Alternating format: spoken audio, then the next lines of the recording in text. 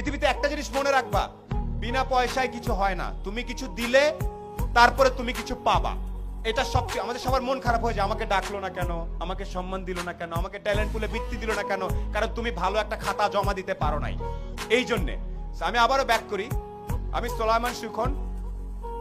আমার কৈশোর পর্যন্ত 16-17 বছর পর্যন্ত ঈদে যদি আমি প্যান্ট নিতাম তাইলে আমার ভাই জামা নিতে পারবে, এইরকম পরিবার থেকে আমি উঠে আসছি।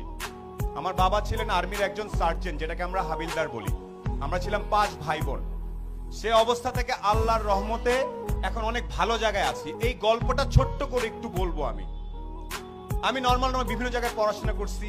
গাড়ির সিট বেল্ট কেমনে বাঁধতে হয় সেটা আমি আসলে 18 বছর পর্যন্ত জানতাম না। গাড়ির সিট বেল্ট এদিক থেকে টাই নাই না এদিকে বাঁধতে আমি জানতাম না।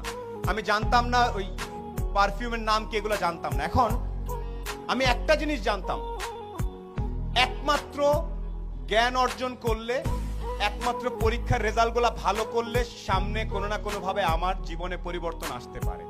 এখানে পরীক্ষার রেজাল্ট ভালো কার কার আমি আওয়াজ শুনতে চাই। 13 থেকে 19 আওয়াজ শুনতে চাই ভালো ছাত্রছাত্রীদের।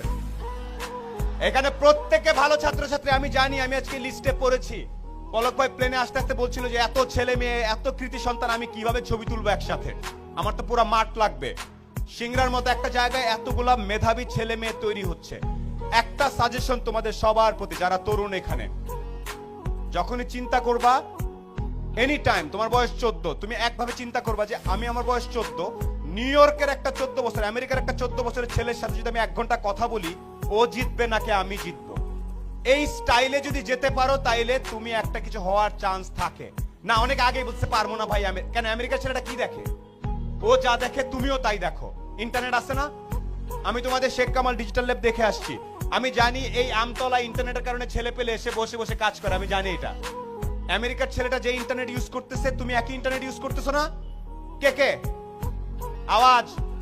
না ভাইয়া, আমি তো ইন্টারনেটে খালি গান দেখি আর একটু ফেসবুক করি, তাইলে হবে না। আবারও একটু বলি কিছু কিছু বেসিক জিনিস। আজকে এই প্রোগ্রাম নাচা গানা শেষ হয়ে সবাই চলে যাওয়ার পরে বাসায় যাবা, শাওয়ার নিয়ে ঘুমানোর আগে একটু দাঁড়ায় বলবা, একটা লোক আসছিল কালো করে, ভাঙ্গাচোরা, দেখা তো খুব একটা ভালো মনে হলো না, বাট উনি একটা কথা বলছে, আমি যদি নিজেকে পৃথিবীর যে কোনো মহাদেশের 14-15 বছর একটা ছেলে বা মেয়ের সাথে সমান সমান দাঁড়ায় 1 ঘন্টা কথা বলার মতো ক্যাপাসিটি না থাকে, তাহলে আমি আর অনেক পিছায় আছি। এই সাহস কার কার আছে?